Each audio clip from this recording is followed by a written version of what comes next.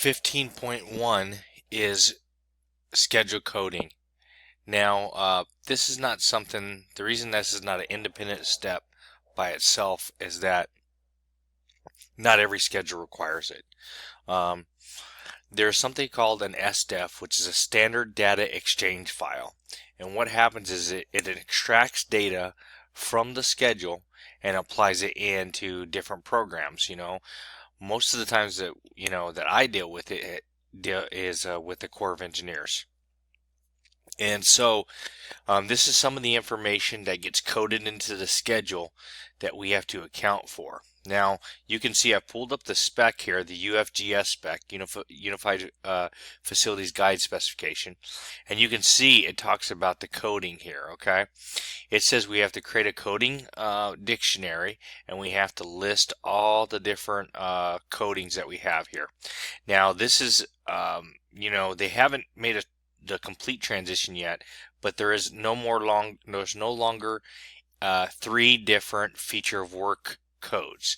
There's only one, and the reason that is because the most recent version of Primavera doesn't put a limit on length. You can go up to 30 different characters. So in one line, you could have 30 different characters. So let's go through the coding.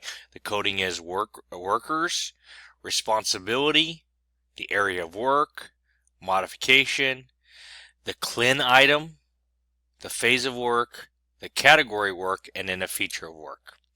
So we're going to go ahead and go into software and create a dictionary to begin with, and then we're going to assign a task to it. So let's go ahead and go in here, and we want to create a dictionary that's project level and that we can ultimately code. All right. So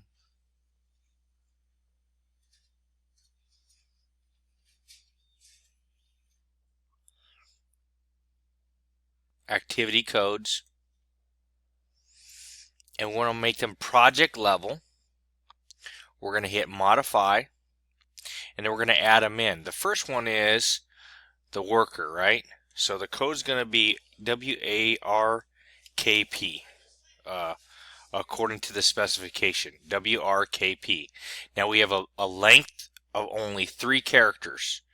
So we'll go in here and we'll say, okay, that's good, but we can only require, that one can only have a maximum of 3 different characters. So we'll go to the next one. We're going to name it responsibility, RESP.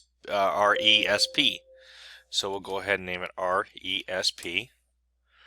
And let's see, the number of characters is 4.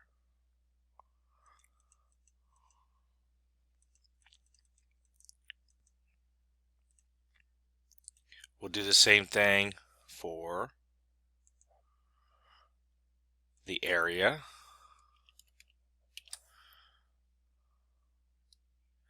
And so on and so forth. Okay. Now I will do one specific one, the feature of work, and we're gonna give that 30 different characters, because remember I said that we can do that now. And so now that we've done that, what we're gonna do is we're gonna go in here and say, okay, we're gonna close this, and now we're gonna go ahead and modify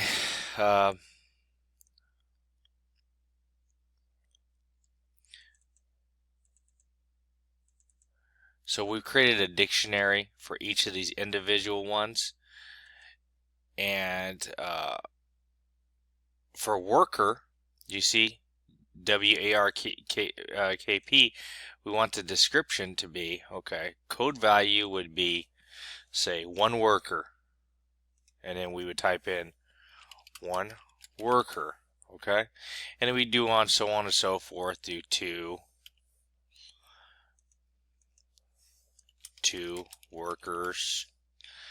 So we can assign all the codes to all the, how many workers we're going to have on each available task. We can also do the same thing for feature of work. We can add in,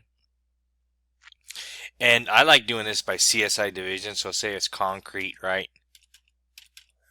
Okay, and then I can say the feature of work is concrete structural. Okay, so we can differentiate between flat work or whatever. We can also do O4.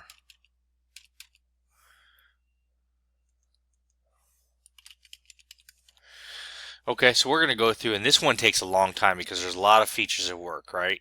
So once we add in an item for each of these, the responsibility code could be, your company name. The value would be the value would be GC, and that would be your company, okay? Or you could have uh, uh, the you could have this as the United States Army Corps of Engineers, or what, so on and so forth, right? So we're going to go ahead and assign all the codes to all the different items, right? We got the codes, and then we're going to assign the different code levels, different descriptions that fit into each one of these codes. Now remember, we're going to do it for all of these, okay? All 8 of those, okay? So once we have all 8 of these in, and then we're able to, figure out, category work, and we're able to add code features to every single one of them. We're going to go ahead and close this, and now we have a project level. And you remember what I did here when I made it sure it was project level, a project level coding system. So now we can go to codes and we can hit add. We can go to the project level, and we can see all the different coding structures. So for 50% plans, maybe we have 2 workers. That's going to be the general contractor. And at the end, when it's all said and done, every single activity has to have 8 codes. These 8 codes, right? Every single one has to have worker, responsibility, area, modification, CLIN, phase, category work, and feature work. Every single activity has to have 8 codes involved in it. So you have to go through every single activity and do that. So this is one way of doing it, adding it activity by activity. This is what I like doing, is using the filter. And I could just say, or the group sort function, right? And I will filter and group sort at different level. If I know the category work is at every single, is just involved in construction, right? I can go ahead and say, I can just make the WBS level pre-construction and post-construction, right? And then I could hold down the shift key, select the top one, select the bottom one, and simply, let me do this first. Open a dialog box for the codes, hold down shift, and then I can assign an activity like, one worker or category work. Now every single one of those get assigned that activity code. So kind of to review, activity codes are meant to take these 8 different items, these 8 different codes, create a dictionary from them, and from that dictionary you're going to draw to put all these individual codes in every individual activity. So every activity will have 8 different codes in it. Why is this important? Well, some people say, even if I wasn't required by, say, the Army Corps of Engineers to do this, I still think it would be important, because it's important to know how many workers you have on every activity, who's responsible for that, what area work, is it a modification, what category of what lump of money is it going to be part of, what phase of work is it going to be, what category of work is it's going to be, and what feature of work it is going to be, because this all ties together. It ties together with the QC plan, the feature of work. I mean, it all ties together. The nice thing about having these features is then we can filter, and I'll go back here, we can filter by individual codes. So then we can go in and we can create a filter by code, simply go in and put new, and we can say where the activity code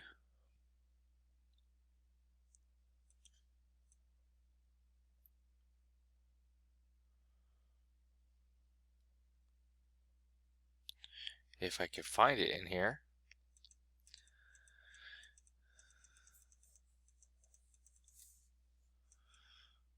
You get the point. You know, I had to find it in here, but it's, you could say where the activity code is, and then you would simply just say, okay, well, oh, here it is. Where the responsibility code is, it doesn't act, is uh, contains, you know, this or that, you know, we can filter by different categories. So this filter is, you know, we can name this responsibility. We can also, you know, I mean, we could do a different, we could also go to the group sort function, and then we can have, we can go to, you know, the coding structure, you know, um, we can, you know, where were we, where was the responsibility code on here? There's the phase responsibility. And then if we do responsibility code, you can see we have, okay, well, this is the no responsibility codes, company responsibility codes, um, you know, your company, that was the GC one. So we can filter it different ways, and it helps us be able to, you know, perfectly determine. Oh, I put the critical path filter on, so you got to be careful about that. But the whole point is that you can filter different ways once you get done, and that's what's nice about having this coding structure. You're able to do those type of things, filter and sort by different things. Very helpful, especially things like responsibility, who's responsible for every task. This is extremely helpful. So even if you weren't going to extract data from the schedule, it still helps you be able to sort it in different ways. Solves a lot of problems too. So that pretty much covers the coding. To review, we took these 8 different codes in here. We created a dictionary that was project level. We modified, create every single different code. We gave every code a feature, right? And then once we did that, we closed it out. And then we went to every activity and assigned various different project level coding. Remember, we're doing project, not global, because we don't want to give somebody else our coding structure.